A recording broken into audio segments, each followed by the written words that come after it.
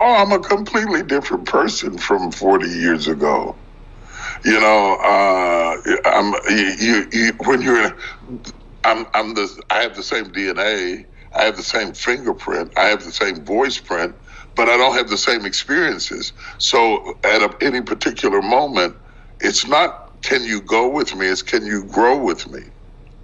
And so at any particular moment where we may have shared philosophies, the season will change the reality. You know, right now I'm sitting in Dallas and it's 80 degrees outside.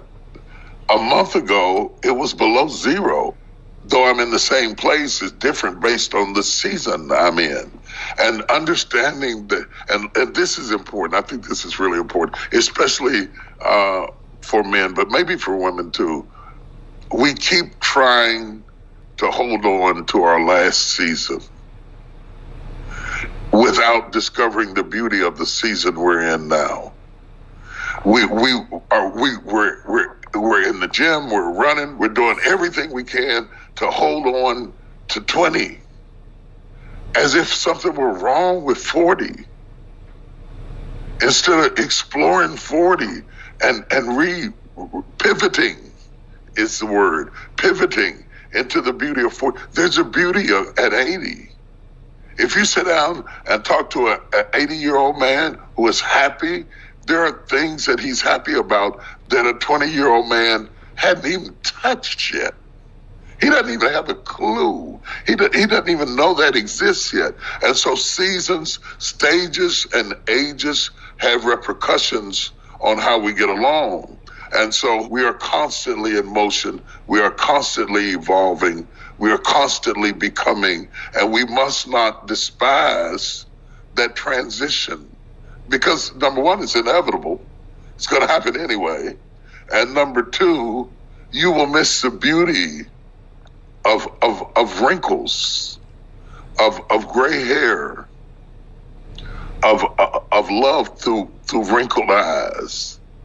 You will Botox your way into missing the beauty that comes to be a grandmother. There's a beauty and a charm and a finesse and a wisdom, but we are so obsessed with what was. And I think that it's something to be said. If you are leading and if you're living, we have to deal with cross-generational realities, even though we might all be people of faith, or we might all be atheists or agnostics or whatever we are. We're at different stages of life. Putting yourself in files where you describe yourself this way or that way is a limiting idea. Because I'm a person of faith does not mean that I don't have moments of doubt.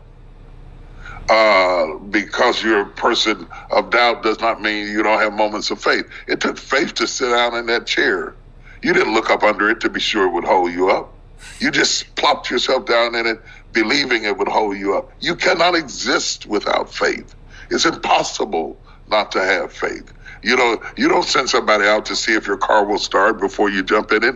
And so we're not that far removed from one thing or the other. But once we learn a label and we teach what that label means, now we're trying to live up to being in that label. And you might be at a different stage where your soul opens up to an idea that you never thought you could listen to. And a black guy from Dallas who's twice your size, bald-headed and gray-haired, preaching and get something out of it. Everybody is praying for a table, but God doesn't make tables. He makes trees, and the rest is up to us.